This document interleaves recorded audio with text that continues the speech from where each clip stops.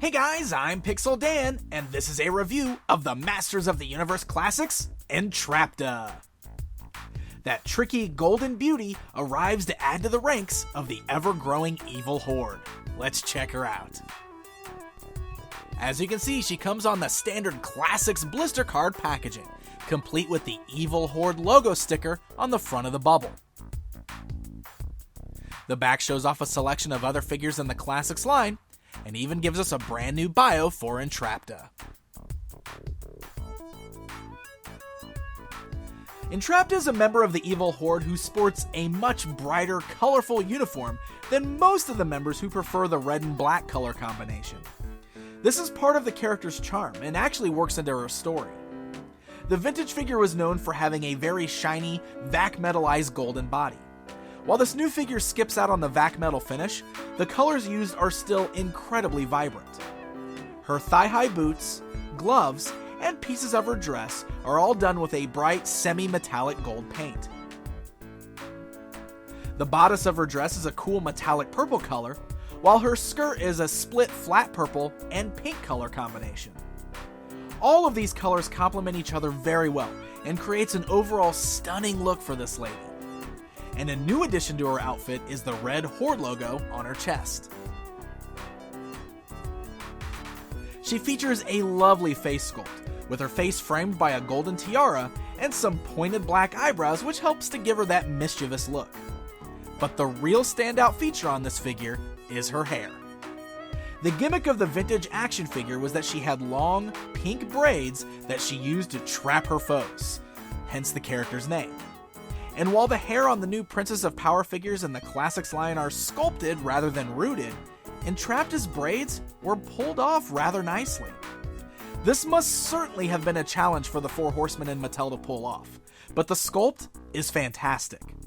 The hair sort of winds and curls as it's wrapped in purple ribbons, with a few strands sort of curling out here and there. And with a clean, bright pink paint job, it's really an eye-catcher.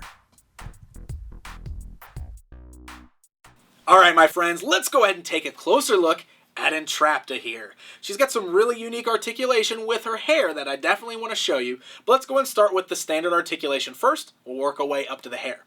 The head's on that standard joint that allows it to look left, right, bobble up and down. One thing I want to note, it's very, very loose on my figure. She's kind of got a bobblehead going on.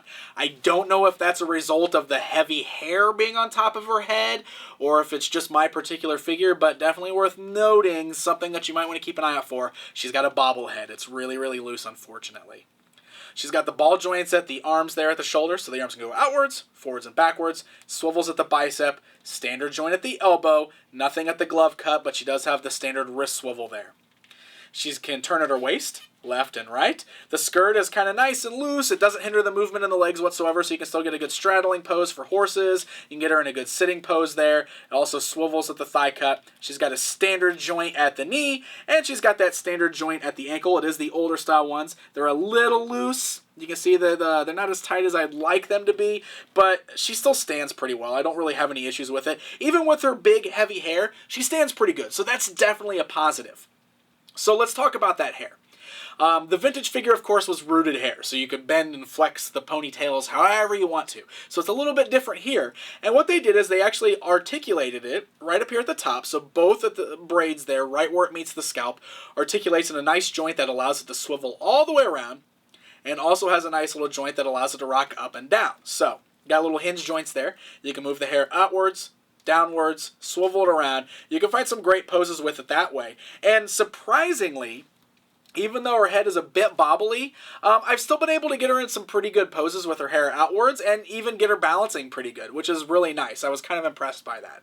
And lastly, she's also got little swivels just at the end. So both of the end pieces there, you can kind of swivel them all the way around. So it's kind of neat. It's not obviously super articulated all the way down. That would have taken away from the sculpt, but it's articulated enough that you can still kind of bend it around and get some really neat poses out of her hair.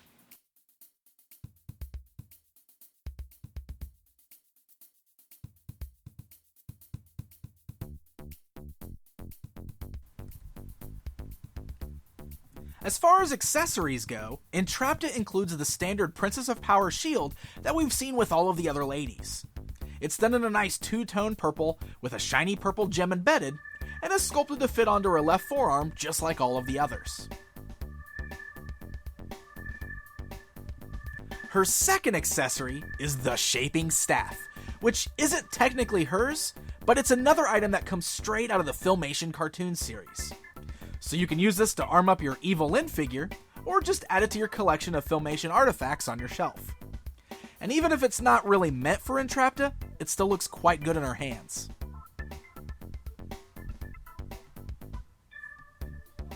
Alright guys, it's comparison time!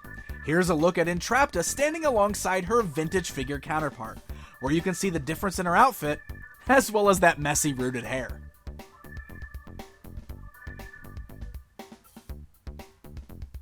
Overall, Entrapta turned out to be a really lovely figure.